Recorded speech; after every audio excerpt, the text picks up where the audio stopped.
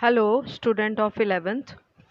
Today we are going to start our second poem, The Laburnum Top. Laburnum Top has been written by Ted Hughes. Ted Hughes जो writer थे बेटा, वो एक British poet थे और उन्होंने बहुत कुछ और बहुत अच्छा दिल को छूने वाला उन्होंने लिखा और ख़ास तौर पर जंगली जानवरों और पक्षियों को केंद्र में रखते हुए, उनको ध्यान में रखते हुए उन्होंने कविताएं लिखी, जिसमें से ये जो पोएम है हमारी द लैब्रेनम टॉप, वो भी पक्षी और पेड़ की आपस में जो एक संबंध होता है उसी को दर्शाते हुए उन्होंने ये कविता लिखी है। लैब्रेनम एक प्रकार का पेड़ होता है जिसे अमलतास कहते हैं। अमलतास एक पेड़ होता है ऊंचा सा, जिसमें पीले पीले फूल होते हैं।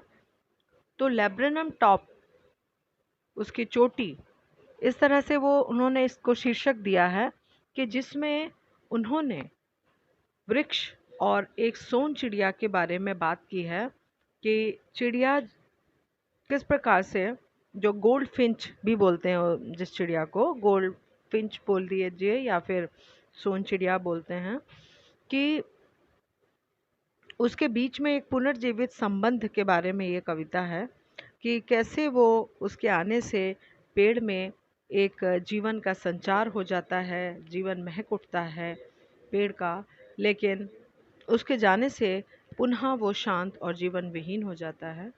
कुछ इस प्रकार के थीम पर ये पोएम है द लैब्रेनम टॉप। तो चलिए हम इसको पढ़ते हैं। The laburnum top is silent, quite still. In the afternoon yellow September sunlight, a few leaves yellowing, all its seeds fallen.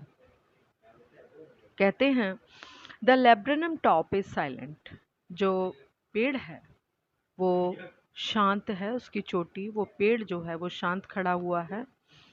In the afternoon yellow September sunlight, बात हो रही है सितंबर के महीने की, कि सितंबर के महीने में तीसरी पहर में जो पीली सी धूप है वो उस पेड़ पर पड़ रही है, और उसके जो बीज हैं, उसकी जो पत्तियां हैं, उस पेड़ के उस जो सूरज की रोशनी पड़ रही है उसके कारण पीली सी और ज़्यादा महसूस हो रही हैं। And all it's seeds fallen, और इसके जो बीज हैं वो सारे गिर चुके हैं। Till the goldfinch comes with a twitching chirp. Twitching chirp मतलब कि जैसे एक झटके के साथ, एक ट्विचिंग मीन्स होता है एक झटके के साथ, चिरप मतलब जो उसकी चिरअप, जो उसकी वॉइस चहचहाट होती है चिड़िया की। तो यहाँ पर वो बात करते हैं कि till the goldfinch comes with a twitching chirrup, a suddenness, a startlement at a branch end, then sleek as lizard and alert and a bird, she enters the thickness and a machine starts up of chittering and a temper of wings and thrillings. तो आगे वो कहते हैं till the goldfinch comes, कि जब वो gold Finch, वो चिड़िया जब वो आती है विद आ ट्विचिंग चिरअप, मतलब कि जब वो एक झटके के साथ अपने चहचहाट के साथ उस पेड़ के ऊपर आती है। आ सडननेस, सडननेस, सडन मीन्स अचानक, अचानक होने का भाव। एट अ ब्रांच एंड, और जिस डाली पर वो आ करके अचानक बैठ जाती है, उसके किनारे पर, उसके छोर पर। Then sleek as lizard and alert and abrupt, अर्थात कि वो उसकी तुलना यहाँ पर वो जो पक्षी आकर के बैठा है उसकी तुलना की गई है, उसके जो फेदर्स हैं, उसका जो स्ट्रक्चर है, उसकी जो चमक है और जो उसकी चिकनी और चमकदार जो उसकी स्किन है, उसको यहाँ पर कंपेयर किया गया है छिपकली से, लिजर्ड से। एन अलर्ट, वो बहुत अलर्ट भी है, बिल्कुल छिपकली की तरह। और she enters the thickness and a machine starts up, और वो उस पेड़ की सघनता में, उसकी डेंसिटी में, उसका जो थिकनेस है उसके ब्रांचेस के, उसमें वो आ जाती है, बैठ जाती है, छुप जाती है। और उसके बाद क्या, of chitterings and a tremor of wings and trillings, मतलब कि उसके बाद जब वो वहाँ पर बैठती है, चहचहाती है, तो जो पेड़ में एक तेज कंपन सा होने लगता है, एक तेज स्वर का कंपन होने लगता है, और जैसे कि किसी एक यंत्र सा कोई बजता है, इस प्रकार से वो आवाज़ें आने लग जाती है।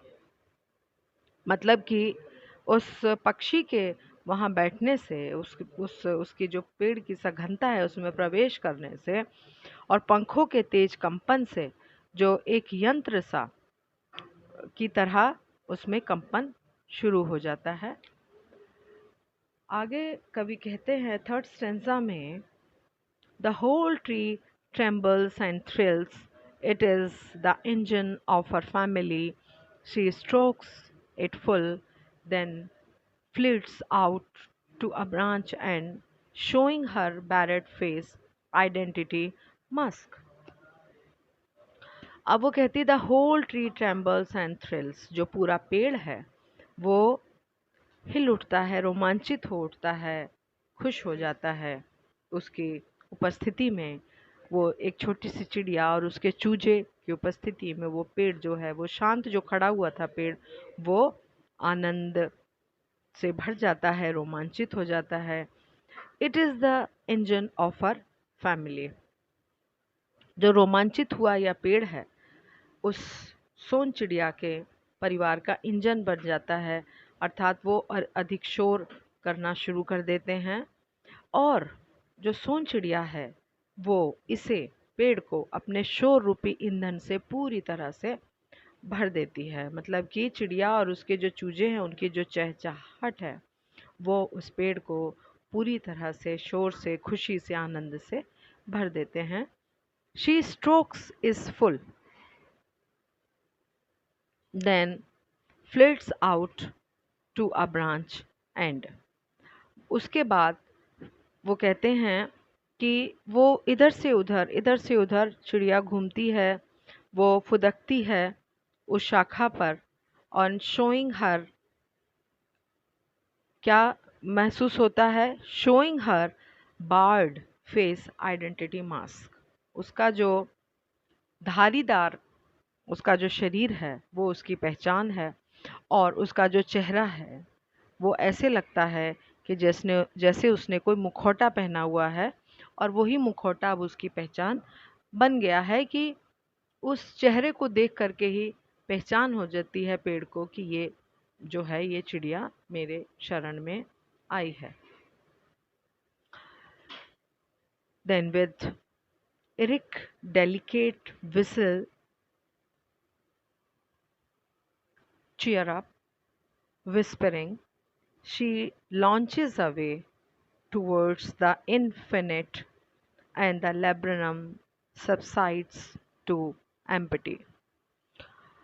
उसके बाद एक दिन कुछ ऐसा होता है, then with an eric delicate whistle cheer up whispering, मतलब कि